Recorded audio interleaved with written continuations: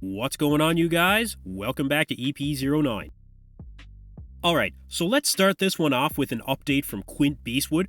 Quinten continues his journey through the 2023 offseason on his road to come back bigger and better in 2024, which is actually ridiculous to think where he'll actually be at the end of 2023, because Quinten is currently weighing 315 pounds in these update pictures. I mean, how much bigger does he think he needs to get, you know?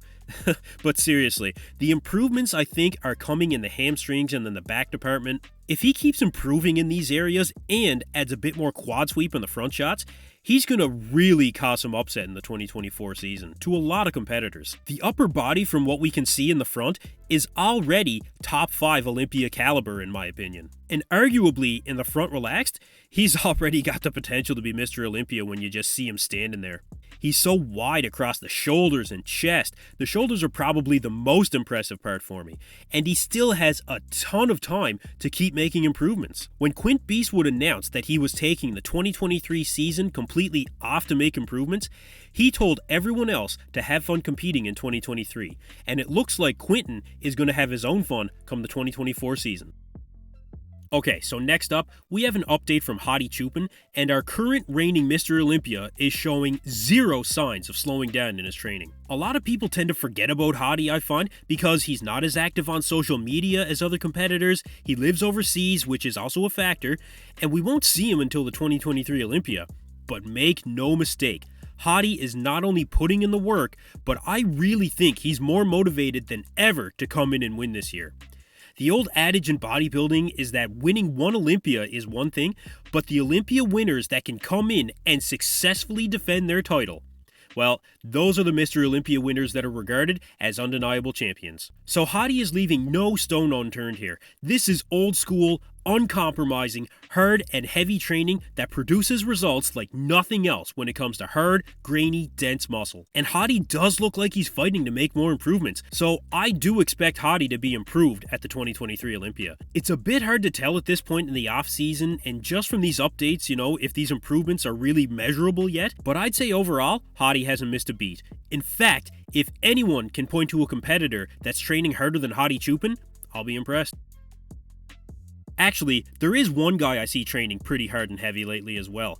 Sergio Oliva Jr. You can say what you want about Sergio, but there is no denying that he's putting in the work and he's definitely training like he's on a serious mission. We haven't seen Sergio take his foot off the gas in, it seems like months that he's been in this kind of condition.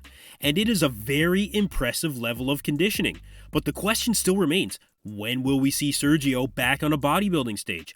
He's missed out on the Arnold Classic Brazil due to his current travel restrictions, but he did express interest in doing either the New York Pro, the Cali Pro, or both actually.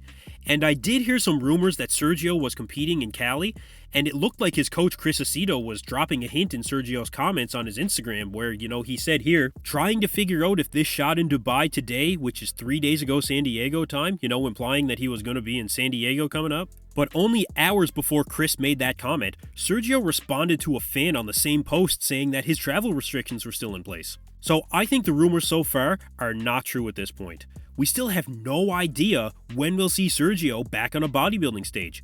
And in my opinion, I think he needs to hurry up and get to a show, because you can't maintain condition like this forever.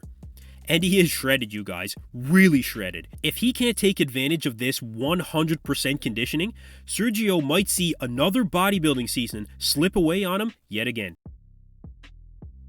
Alright, last up, we have an announcement on the breakdown of the prize money for the Masters Olympia, and you guys, I don't think anyone is really surprised here at these numbers.